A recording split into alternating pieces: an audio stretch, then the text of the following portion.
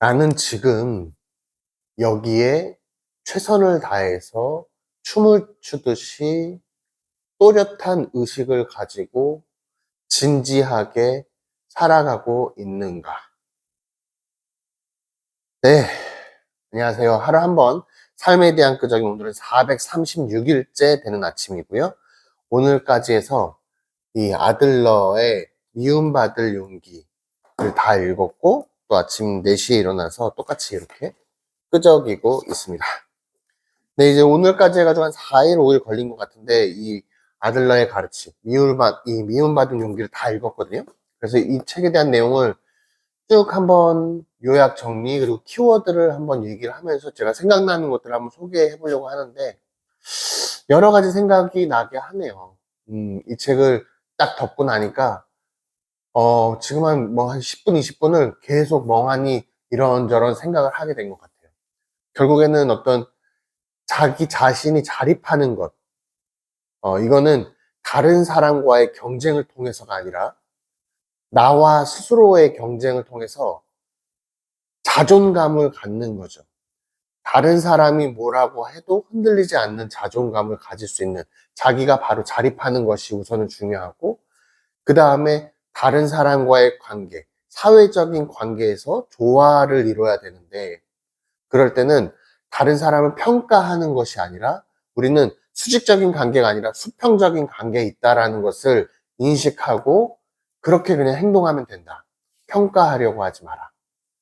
그러다 보면 다른 사람과의 관계가 보다 더 깊고 넓어질 수 있다. 사람이 10명의 사람이 있다면 반드시 한 사람은 나를 욕하거나 싫어하는 사람이 있다. 또 나도 그 사람도 싫어하게 된다. 대신에 두 사람 정도는 나와 정말로 친한 벗이 되고 서로 도움을 주고받을 수 있는 깊은 관계가 될 수 있다.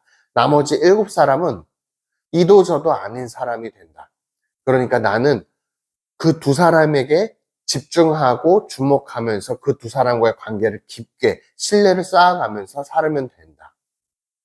그래서 인간이 살아가면서 행동의 이러한 목표, 자립하는 것과 사회적인 조화를 이루는 것이 있는데, 이럴 때 자기 자신을 먼저 수용하는 것과 그리고 타자에게 신뢰를 갖는 것, 그리고 타자에게 공헌을 함으로써 어떤 공동체적인 의식이 생겨나게 된다.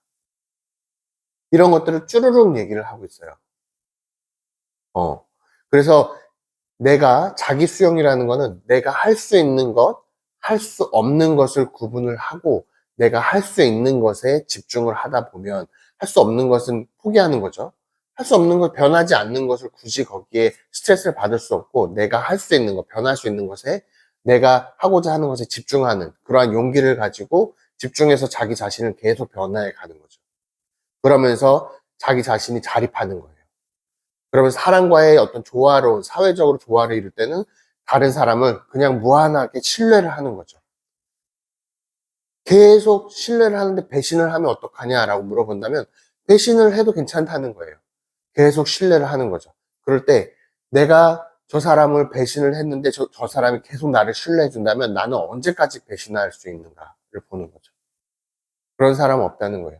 계속 무한정으로 신뢰를 주게 되면 그 사람도 신뢰를 주게 된다는 거고, 설사 그 사람이 신뢰를 주지 않게 되면 그냥 잘라버리면 되는 거죠. 그 10명 중에 한 사람인 거니까. 그냥 신뢰를 서로 주고받을 수 있는 사람에게 집중하면서 결국에는 그렇게 집중하는 사람이 많아지고 깊어지고 관계가 그렇게 될 때 어떤 내가 인생의 가치가 더 높아질 수 있다. 삶의 만족감이 더 커진다. 그러면서 행복은 어디에서 오느냐? 행복은 공헌감에서 온다. 공헌, 사회 공헌, 어떤 다른 타자에 대한 공헌하는 다른 사람에게 내가 만드는 가치를 전달함으로써 어떤 공헌감이 생기게 되고 나의 가치가 생기니까 거기에서 행복감을 느끼게 된다. 행복감은 거기에서 바로 사회의 어떤 다른 사람 타자에게 공헌함으로써 행복감이 생겨나게 된다. 행복감은 곧 공헌감이다. 그래서 이렇게 자기 수용과 타자 신뢰, 타자의 그리고 공헌, 그리고 타자의 공헌한 것이 다시 또 자기 수용으로 돌아가는 이렇게 순환 구조를 이루면서 사람은 살아가게 된다. 여러 가지 생각들이 있었는데 이런 것들을 아들러는 쭈르륵 정리를 해준 것 같아요. 그러면서 처음에 얘기했던 원인론과 목적론, 프로이트 융은 어떤 원인론, 모든 원인 결과에는 모든 원인이 있다라고 바라봤는데 이 아들러는 그러한 원인으로서 결과가 만들어지는 것이 아니라 그러한 원인이 내가 어떠한 목적을 가지고 있는 것에 단지 그 원인은 수단에 불과할 뿐이니까 내가 그것을 어떻게 바라보느냐에 따라서 그 수단이 나에게 도움이 될 수도 있고 도움이 안 될 수도 있다. 예를 들면 사계절 똑같은 온도를 가지고 있는 우물가의 물처럼 18도로 유지되는 그 물은 겨울에는 따뜻하게 느껴질 거고 여름에는 시원하게 느껴지는 거죠. 그 상태는 변하지 않지만 내가 그것을 어떻게 바라보느냐에 따라서 변하는 거니까.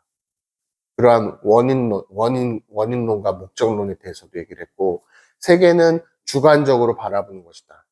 칸트가 얘기한 것처럼 나의 어떤 프레임을 내가 바라보는 주관적인 거죠. 코페르니쿠스적인 전환이었다고 얘기하는데, 우리는 그냥 모든 이 세상이 나로부터 돌아가는 것이 아니라 지구는 그냥 하나의 태양을 공전하는 하나의 행성일 뿐이다라고 어떤 사고의 전환을 이루었던 것처럼 이 모든 세계는 나로부터 어떤 주관적인 세상을 바라볼 수 있게 된다. 그래서 모든 사람들 자신만의 우주, 자기만의 세계를 가지게 된다. 자기가 어떻게 생각하느냐에 따라서 바라보는 세계는 변화하게 된다. 이런 것들을 아들로도 똑같이 얘기를 했었고, 그 모든 고민은 인간관계에서 비롯되는 거니까 고민을 없애기 위해서는 그냥 이 우주에 혼자만 있으면 고민은 없어질 것이다. 하지만 그것은 불가능하기 때문에 고민은 항상 존재하게 된다. 그렇기 때문에 사람과의 관계가 반드시 필요하게 되니까 그 관계에선 조화를 이루어야 된다. 우월감과 열등감은 당연히 존재하는 것이다. 그건 나쁜 것이 아니다. 하지만 열등 컴플렉스를 지니는 것이 나쁜 것이다.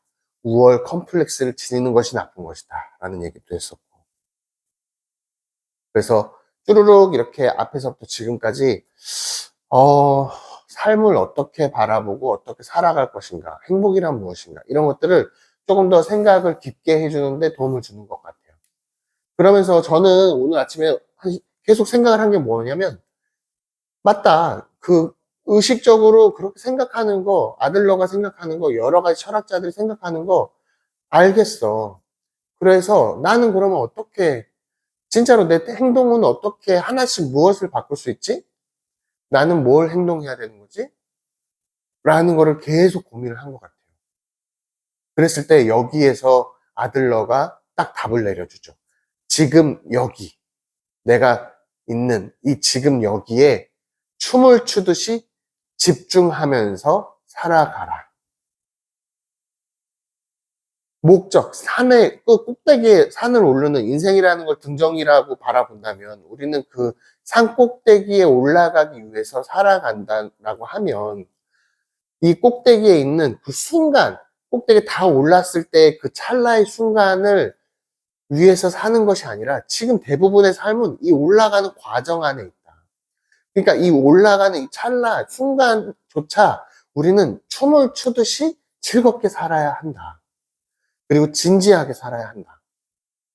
깨어있는 의식으로 살아야 한다. 또렷한 의식 상태로.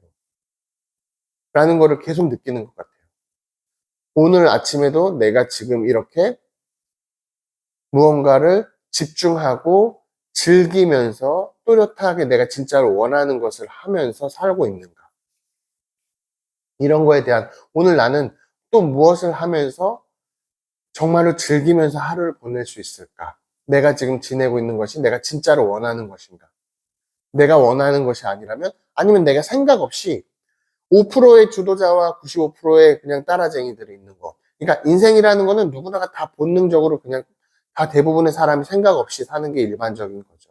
바쁜 일상에서 그냥 일반적으로 생각 없이 사는 게 일반적인데 그렇게 살지 말고 그냥 본능적으로 살아간다고 해도 이성적이 아니라 나는 내 주관적으로 내가 본능적으로 살아간다라고 한다면 정말로 그 그리스인 조르바처럼 도전과 열정을 지니는 정말 본능에 가깝게 그렇게 자기가 원하는 것을 살아가는 것 또한 자기의 선택에 의해서 살아가는 거니까. 내 인생을 정말 내가 의식하면서 내가 선택하면서 살아가고 있는가. 그냥 다른 사람들의 삶을 모방하면서 따라가고만 있는 것은 아닌가. 그렇게 따라가는 삶에서 어떠한 행복감을 느낄 수 있는가? 어떠한 가치를 만들 수 있겠는가? 나만의 인생을 사는 것, 거기에서 나만의 가치를 만들 수 있지 않을까? 내가 진짜로 힘든 이 시간, 고난하는 이 고난과 역경을 지나가는 이 순간에도, 이 찰나의 순간에도 내가 그것을 인식하는 것을 수단으로 바라보고 나에게 도움이 된다라고 바라보게 되면 나한테는 정말로 그 또한 너무 고마운, 감사한 경험이 되는 것은 아닌가? 하루하루가 결국에는 그렇게 내가 또렷한 의식을 가지고 내가 인식하는 것을 어떻게 인식하느냐에 따라서 내가 본능적으로 살아갈 수도 있고 아니면은 이성적으로도 살아갈 수 있는데 그 또한 내 선택인 거니까. 내가 원하는 삶을 나는 살아가고 있는가. 그 원하는 삶을 행복감을 느끼기 위해서 새로운 가치를 창조하고 있는가. 또 새로운 경험을 만들면서 나의 어떤 계속 의식하지 않는 경험, 의식적인 경험이 아니라 그냥 흘러가는 경험으로는 나한테 도움이 되지 않기 때문에 내가 정말로 의식적으로 그 경험을 나에게 도움이 되게 계속 생각하는 그 경험이 나한테 도움이 되는 거니까 그러한 새로운 경험을 나는 계속 의식하고 있는가. 새로운 것을 창조하는가, 가치를 창조하는가, 그리고 새로운 경험을 내가 의식하는가, 그리고 나는 어떠한 시련과 고통과 행복과 모든 것을 나에게 다가오는 것을 나는 또렷한 의식을 가지고 나의 태도로서, 나의 행동으로서 그렇게 바라보고 있는가. 정말로 여러 가지 생각들을 하고 있는 것 같습니다. 빅터 프랭클이 죽음의 수용소에서 얘기했던 그러한 인생의 의미를 만들어내는 세 가지 방법이 똑같이 반복되고 있었어요. 그리고 시지프 신화에서 시지프스가 쭉 등정하는 그 순간의 찰나에 집중하는 것도 똑같은 얘기를 하고 있었어요. 까미가 얘기하는 어떤 반항하는 인간, 이 세상의 부조리, 이 세상은 어떠한 목적도 없고 의미도 없이 그냥 존재할 뿐이고 인간은 어떠한 목적을 가지고 자기만의 의미를 가지려고 하는 이 상충하는 것 때문에 부조리한 세계가 발생하는데 인간은 그 부조리한 세계에서도 그냥 자기만의 어떠한 목적과 의미를 가지고 계속 등정해 가는 거죠. 반항하면서 살아가는 거죠. 어, 인생의 의미는 없을 수 있고, 당연히 그냥 꽃은 그냥 피어날 뿐인 거고, 고양이 그냥 본능적으로 살아가는 거죠. 자기의 역할에 맞게 그냥 살아가는 거죠.